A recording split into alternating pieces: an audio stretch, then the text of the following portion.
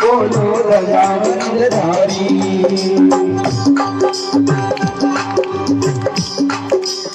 ओ जीवन धर 4 दिनारो, ओ जीवन धर 4 दिनारो, गोगलधारी मारी बोलो गजाननधारी, बोलो गजाननधारी, बोलो गजाननधारी, बोलो गजाननधारी।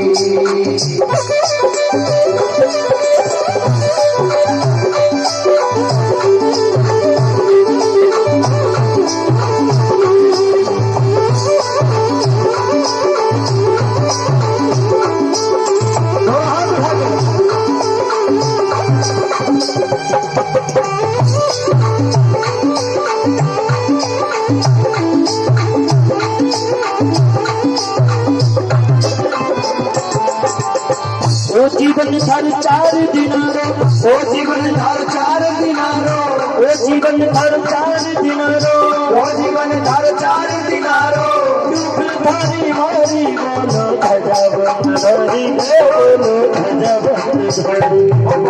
गजाननधारी, बोलो गजाननधारी, बोलो गजाननधारी, बोलो गजाननधारी, बोलो गजाननधारी, बोलो गजाननधारी, बोलो गजाननधारी।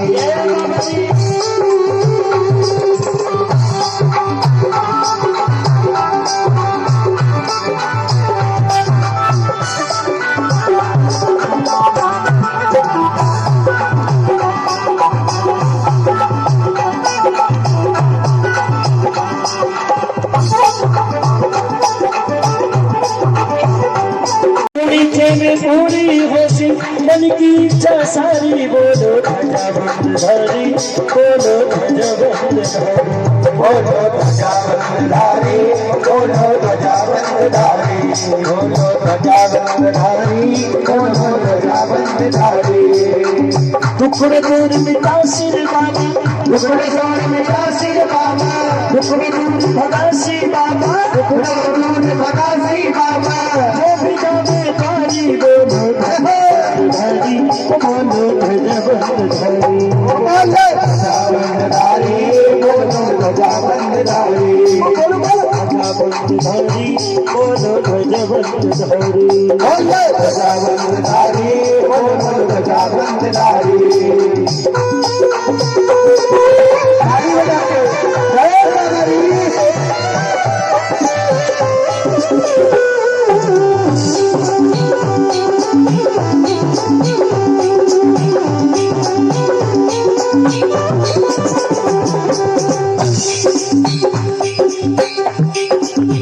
जग देखी बाबेरी प्यारी सी मूर्तिया, जग देखी बाबेरी प्यारी सी मूर्तिया, जग देखी बाबेरी प्यारी सी मूर्तिया, जग देखी बाबेरी प्यारी सी मूर्तिया, में बस गई है बाबेरी मूर्तिया, में बस गई है बाबेरी मूर्तिया, में बस गई रे मेरे बाबेरी सूरतिया, आँखा में बस गई रे मेरे बाबेरी सूरतिया।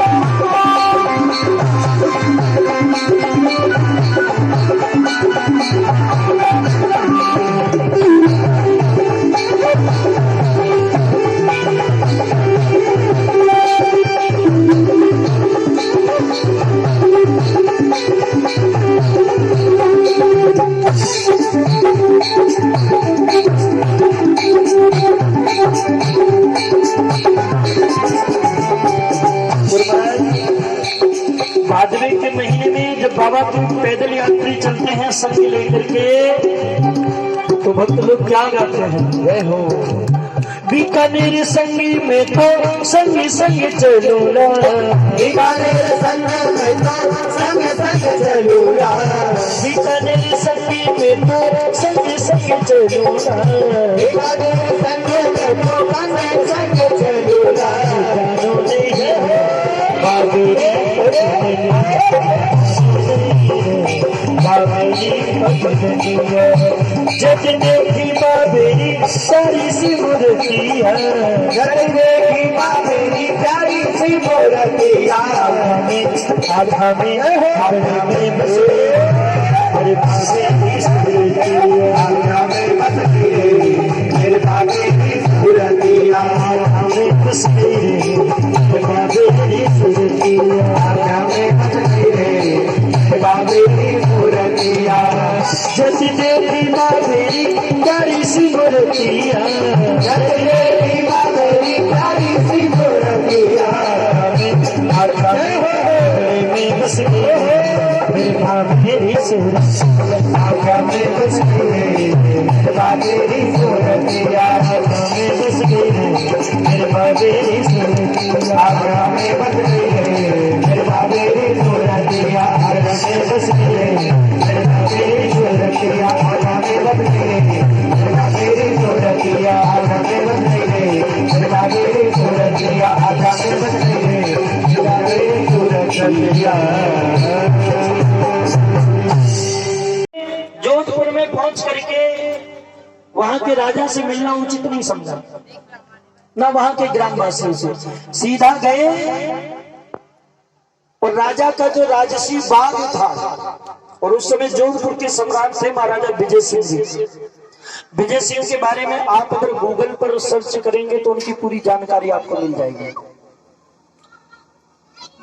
राजस्थान के इतिहास में महाराज विजय सिंह जी एक ऐसे राजा हुए जिन्होंने अपने राज्य में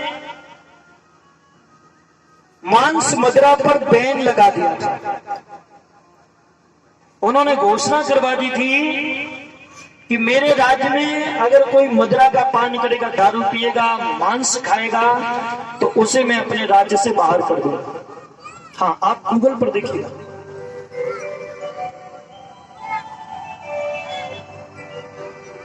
और महाराजा विजय सिंह ने अपने नाम से विजय शाही सिक्के भी ढलवाए थे। आप तो जानते हैं पुराने समय में जो भी राजा बनता था वो अपने नाम की करेंसी चलाता था, नोट नहीं चलते थे, सिक्के चलते थे। जैसे मोदी जी आए तो उन्होंने पुरानी करेंसी हटा करके अपनी वाली चला दी ना, तो इसी तरह से पहले भी राजा महाराजा कर दिया करते थे। जिस राज्य में वो शासन करते थे वहां अपने नाम से सिक्के। हाँ, तो महाराजा विजय सिंह जी ने भी विजय शाही नाम के सिक्के अपने राज्य में चलवाए थे, और ये सिक्का चांदी का हुआ करता था।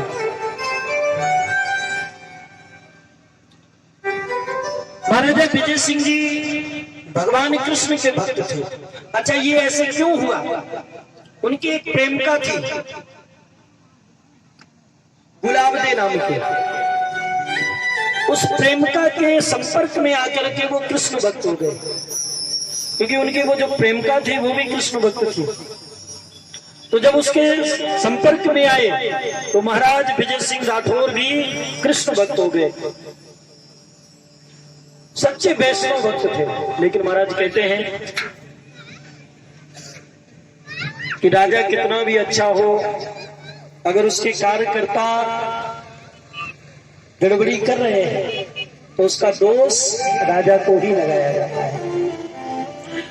आज कोई भी मंत्री या बड़ा नेता कितना भी अच्छा काम करे, लेकिन अगर उसके कार्यकर्ता समाज में अभद्रता करते हैं तो महाराज समाज के लोग उस बड़े नेता को ही दोष देते हैं, क्योंकि वो कार्यकर्ता उसके पार्टी के हैं।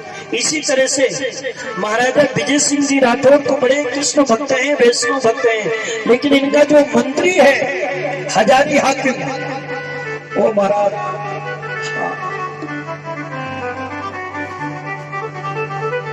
बड़ा ही क्रूर प्रवृत्ति का है,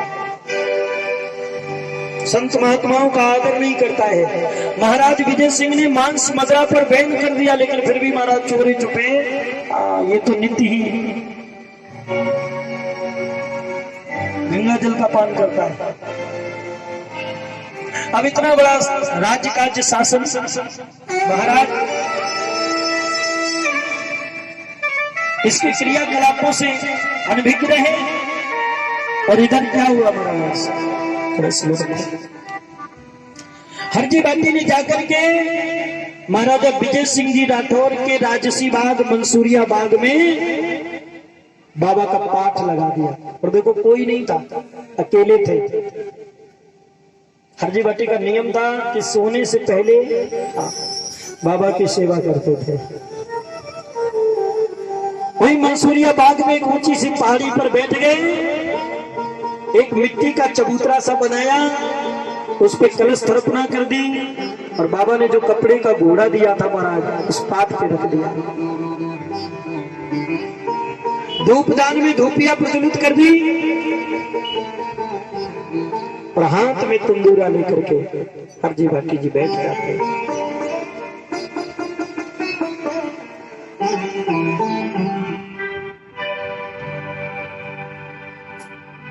रात्रि का समय है,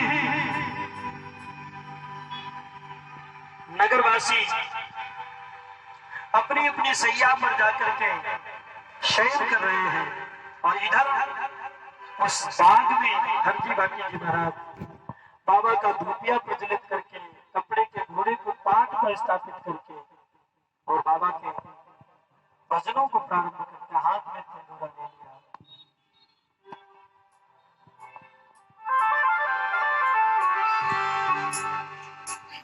अजलीलो घोड़ा विलको हो जाने मोटा जलीर लगा, विचम धरारा बादशाह उभर रूणी चे रोशा।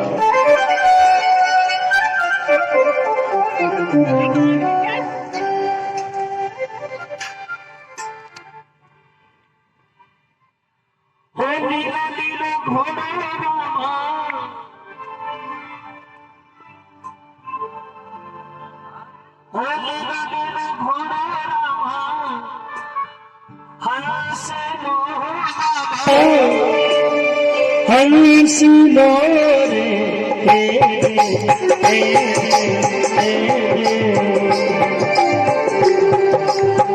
उभर सरबरिया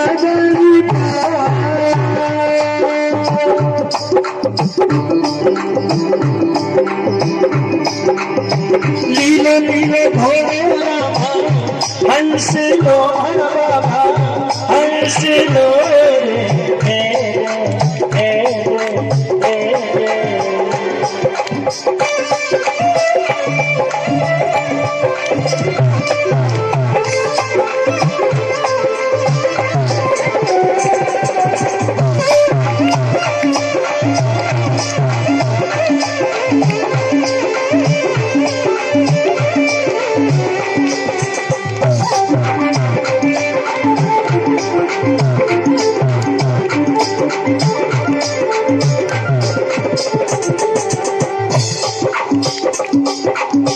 हीरा पन्ना चढ़ियो रामा, हीरा पन्ना चढ़ियो रामा, हंस लो बाबा हंस लो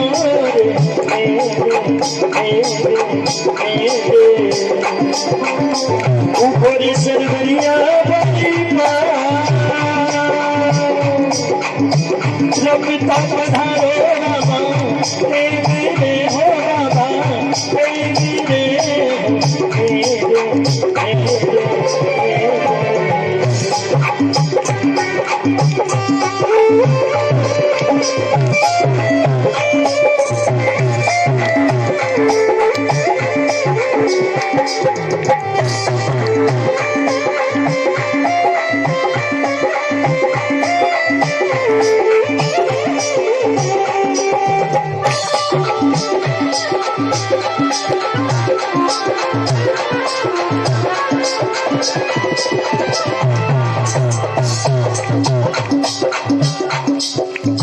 और महाराज हरजी बाटी जी ने जैसे ही भगवान के आरोधी भजन गाने प्रारंभ किए, अब सोचो आप रात्रि का समय, उस जमाने में ये कोई साउंड व्यवस्था नहीं हुआ करती थी और वहां कोई आयोजक भी नहीं थे, कोई व्यवस्थापक भी नहीं थे, अकेले बैठे थे।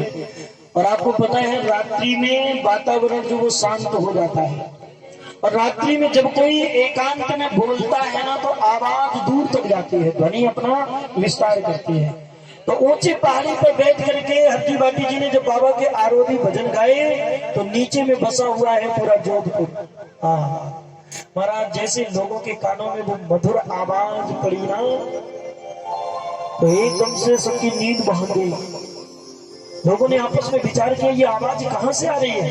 हाँ महाराज, अपनी अपनी सैया छोड़ करके, चारपाई छोड़ करके लोग उसी आवाज का सहारा पकड़ते हुए और महाराज उस राजसी बाग में, मंसूरिया बाग में पहुंचने लगे।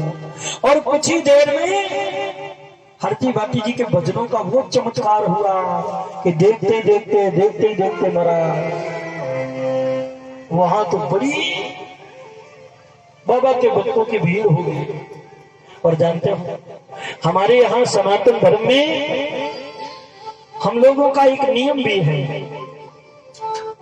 कि हम लोग जब कहीं जाते हैं, कहीं भगवान की कथा होती है, यज्ञ भागवत कुछ भी हो, चाहे कितना भी भगत गरीब हो, उसके जेब में आना दो आना रुपया, 2 रुपया 10 रुपया जो भी होगा वो वहां चढ़ाएगा जरूर। और ये कोई आज की बात नहीं, आदिकाल से। अब महाराज जितने भी भगत गए तो देखा बाबा का पाठ लगा हुआ है, धूपिया जल रहा है, कपड़े का घोड़ा, तो जो जिसकी श्रद्धा रही सबने 1-1 रुपया उस पाठ पर महाराज चढ़ाया। किसी ने 2 रुपए, किसी ने 5 रुपए। अब रुपए कैसे थे? चांदी के सिक्के। और महाराज देखते ही देखते वो पाठ जो था वो रुपयों से भर गया। बड़ी भीड़, हरजी बाटी जी तंबूरा बजा रहे हैं और जो बाबा के भक्त हैं वो नाच रहे हैं। ओ बाबा रोने जुन बाजे वो गिरा, ओ बाबा रोने जुन बाजे वो गिरा, ओ घोड़लियारा बाजे बोल आवो रामा तेरी घोड़लियारा।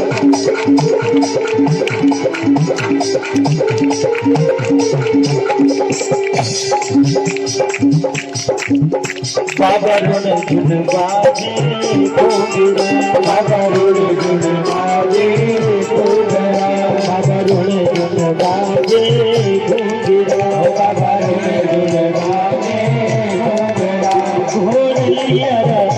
घोड़लियारा बाजे बोल आवो रामा तेरी, घोड़लियारा बाजे बोल आवो रामा तेरी। बाबा रामदेव जी ने मुझे स्वयं अपने हाथों से दिया है। मेरे ठाकुर, मेरे बाबा इस पर अदृश्य रूप से सदैव विराजमान रहते हैं। मंत्री कहने लगा वाह जी वाह, ये तो आश्चर्य है कि तुझे बाबा रामदेव जी ने ये घोड़ा स्वयं दिया है। इसका मतलब ये घोड़ा चमत्कारी है।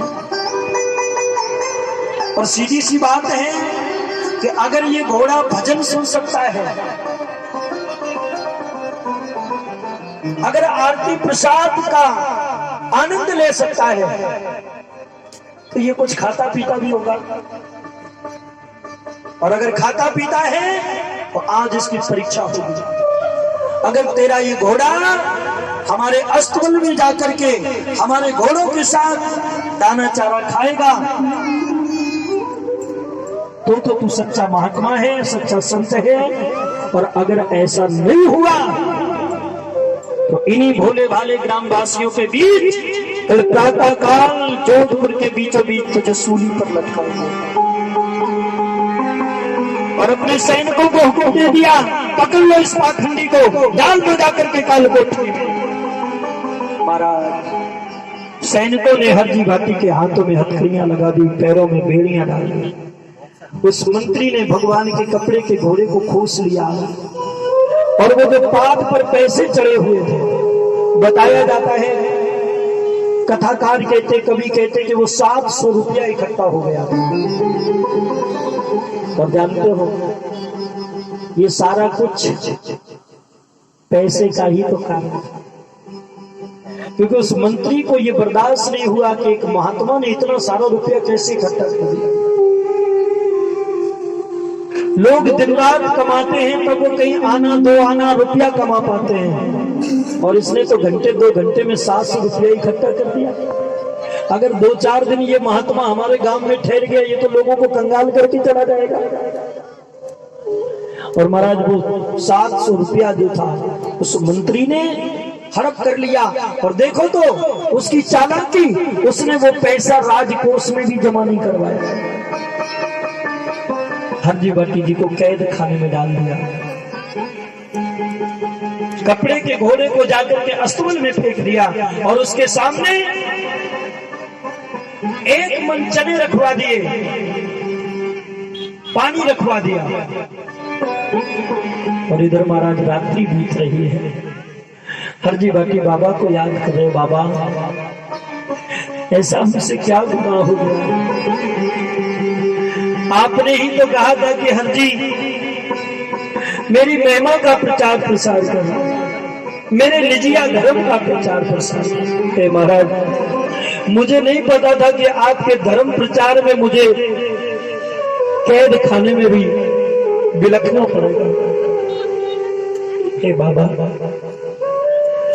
जाने अनजाने में अगर हमसे कोई पाप हो गया है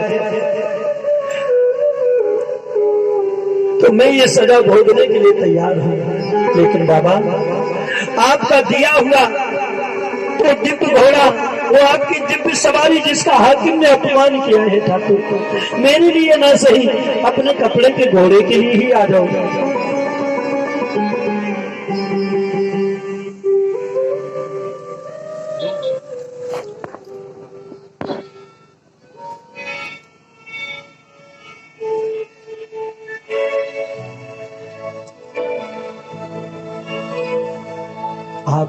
रो रो करके हरजी भाटी जी बाबा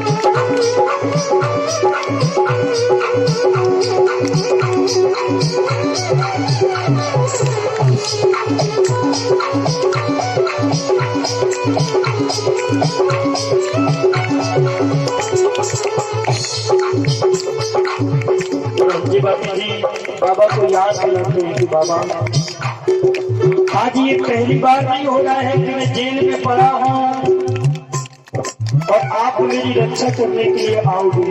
हे बाबा, हमारे से पहले भी आपने अपने भक्तों को बचाया है, कैद खानों से मुक्त किया है, जेलों से छुड़ाया है।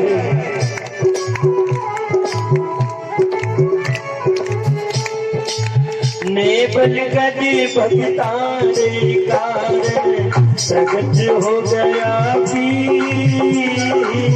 नेबल गदी भक्तारे कारण प्रगट हो गया दिल्ली शहर की जेला हथकड़ियां जली, दिल्ली शहर की जेला हथकड़ियां जली। अरे जी भरी सुराम साथी, अरे भरी सुराम साथी, मेरा मेरा कमला भरत भारी सुराम साथी, भरत भारी सुराम साथी,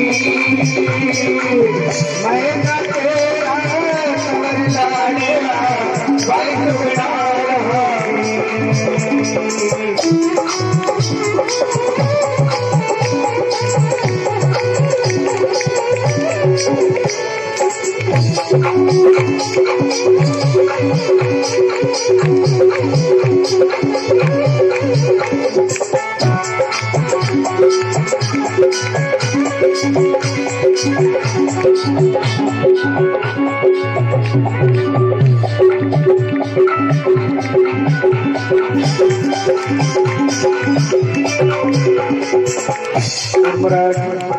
हरजी भाटी जी बाबा को बुला रहे हैं, लेकिन जब कहीं भी बाबा की सूरत में जब नहीं आई तो हरजी बसी जी का मन व्याकुल हो गया, अधीर हो गए। कहा बाबा ठीक है, नहीं आते हो तो बताओ। और उसी समय हर जी को तेरा कौन बढ़ावे दी, हर जी को तेरा कौन बढ़ावे दी। सारी कटारी हर जी मरिवाला प्रगट हो गया, सारी कटारी हर जी मरिवाला प्रगट हो गया। हर जी हरि सोराम साथी, सोराम साथी,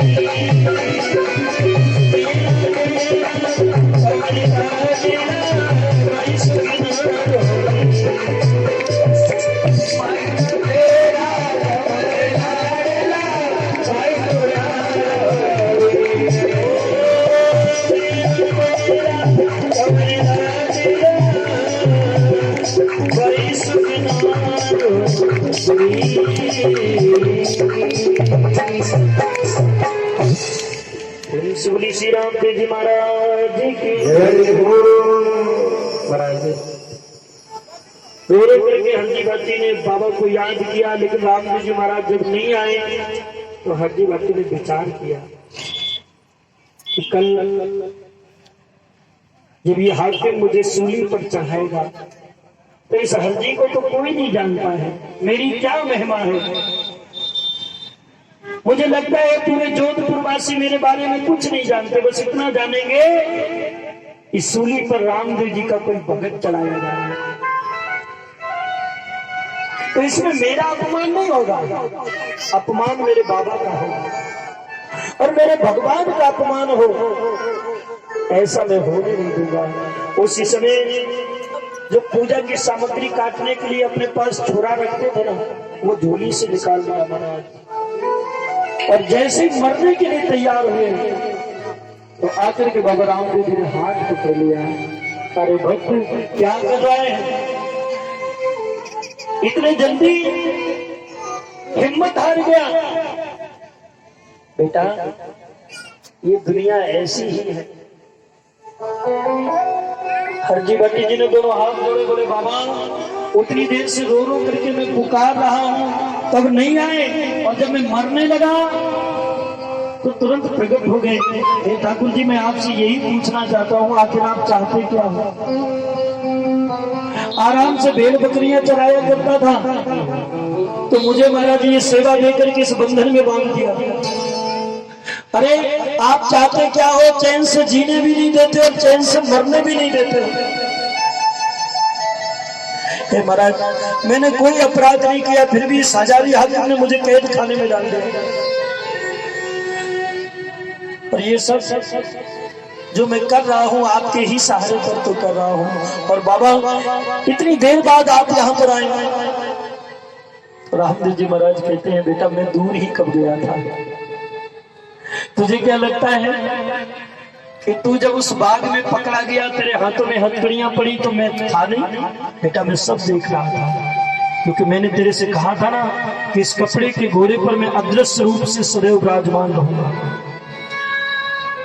तो हरजी भट्टी जी ने कहा जब आप देख रहे थे तो आप प्रकट क्यों नहीं हुए, उसे दंड क्यों नहीं दिया। भगवान ने कहा बेटा मैं ये देख रहा था कि मेरे भक्त के अंदर कितना धैर्य है, वो इन दुनिया के बुरे लोगों से कब तक लड़ सकता है। क्योंकि बेटा हर जगह मैं नहीं आ पाऊंगा तेरी रक्षा करने के लिए। हाँ इस दुनिया से तुझे स्वयं लड़ना होगा। अभी तो कुछ भी नहीं है, अभी तो तुझे जेल में डाला गया है। इस दुनिया में बड़े बुरे बुरे लोग भरे पड़े हैं, पग पग पर तुझे सताया जाएगा, रुलाया जाएगा। और अगर इस तरह से हिम्मत हारेगा, मरने के लिए तैयार होगा, तो तू कैसे धर्म का प्रचार कर पाएगा भाई। तू कैसे मेरे संकल्प को पूरा कर पाएगा। और भगवान कहते हर जी मैं अपने भक्तों से कभी दूर नहीं जाता हूं।